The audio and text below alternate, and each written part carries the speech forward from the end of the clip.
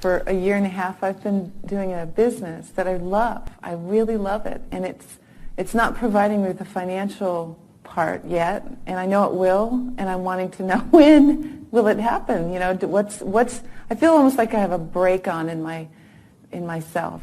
Well, that happens sometimes.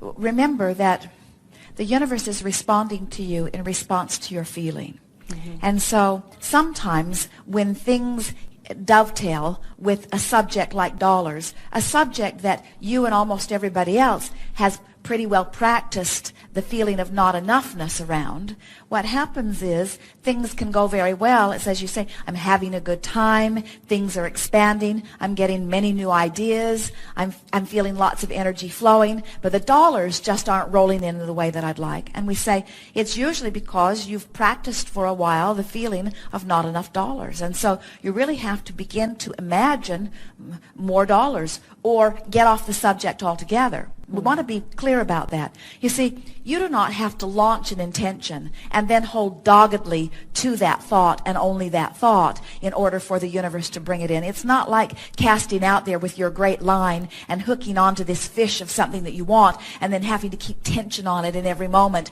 or it will shake off and get away from you. It isn't like that at all. It is that once you have launched your intention, the universe is yielding it to you, and unless you are offering a vibration that opposes it, it is going to come into your experience. So as you are moving through your experience and the idea of something that you want is born within you, you don't have to singularly think about that in order until it comes about. You can launch an idea and never think about it again, and the universe will yield it to you, because if you have gathered enough contrast to give birth to the desire, it is yours. In other words, and there's enough energy to bring it to you. But what often happens with people is that they have this contrasting experience which launches the desire. The non-physical energy is answering it, and so the desire is being answered, but then they're noticing, oh, it isn't happening, or it's not coming, or they are offering thoughts that are in opposition to it which keep holding it apart. So it's like the donkey and the carrot. Every step you take forward, the carrot takes a step forward too. And so the way you close the gap between the two is by releasing any thought that contradicts it. Mm-hmm. Well, if it is a subject that you don't think about much, then it is conceivable that you could launch it and just leave the idea alone, and it would show up in your experience, and you would say, oh, I have this vague recollection of saying I wanted that, and look, here it is. Mm-hmm. But when it is a subject like dollars that play into your experience on so many levels, so many times in a day, it is not likely that you're not going to have thoughts around that subject. In other words, what we're saying is not likely that you're going to leave that subject alone. And so when there is a subject that has to do with something that you want, and it's not likely that you can just not think about the subject, then it is really worth working to bridge your belief about it, working to shift your vibration about it. And the way you do that is just by sort of taking the bull by the horns and talking about the subject with the deliberate intent of bringing yourself to a place of feeling better about it. So does that mean I have to, with the 5 kids, it's hard to, I don't want to work really hard at anything active, physical life. So well, see, do you hear what you keep doing here? And you're not alone in this. You've already forgotten the manager, because all of this has been your responsibility. The 5 kids are my responsibility. All their happiness is my responsibility. Everything's my responsibility. I've got so much responsibility. I don't have time to do the things I really want to do. And what we're wanting you to realize is it doesn't take very much time to feel an idea be born and ponder it and muse it for the pleasure of doing so, and then delegate to the manager. In other words, people will say to us, I can't just quit my job and go sit on the beach and meditate, or I can't stop what I'm doing and just imagine I have children to feed or dishes to wash or things to do. And we say, we're not encouraging you to stop the action part of your life. We're encouraging that you act just a little bit less and that you envision just a little bit more.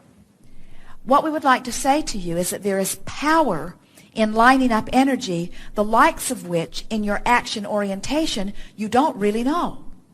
When you find a thought and you hold that thought purely for as little as 17 seconds, now there's a lot of power in the word pure, because pure means a not contradicted thought.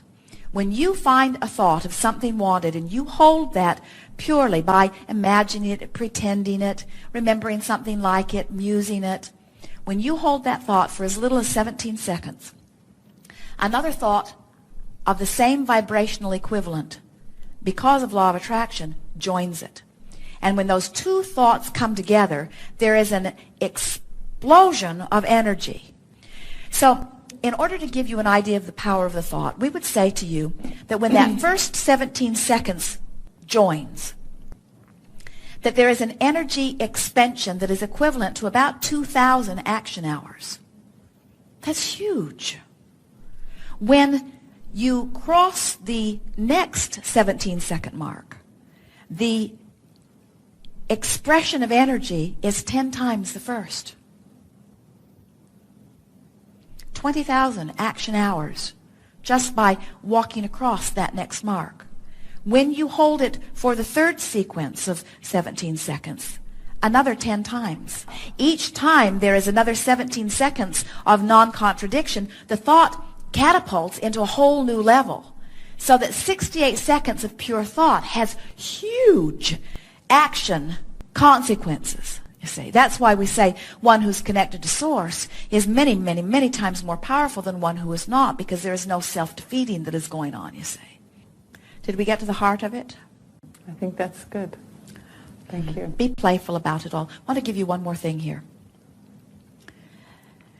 Sometimes our friends will come to a gathering like this and they will say, well, here I stand, while this is where I would rather stand. And then they say, oh, and Abraham has given us a process so that we can get from here to over here. I'm going to offer this visualization to get from here to over here. And what happens is, as you are offering any process to get from here to here, what happens is you're vibrating in both places.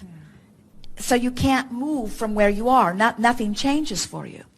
So you can make much faster progress if you say, I'm offering this visualization not to get from here to over here, but I'm offering this visualization for the pleasure of the visualization.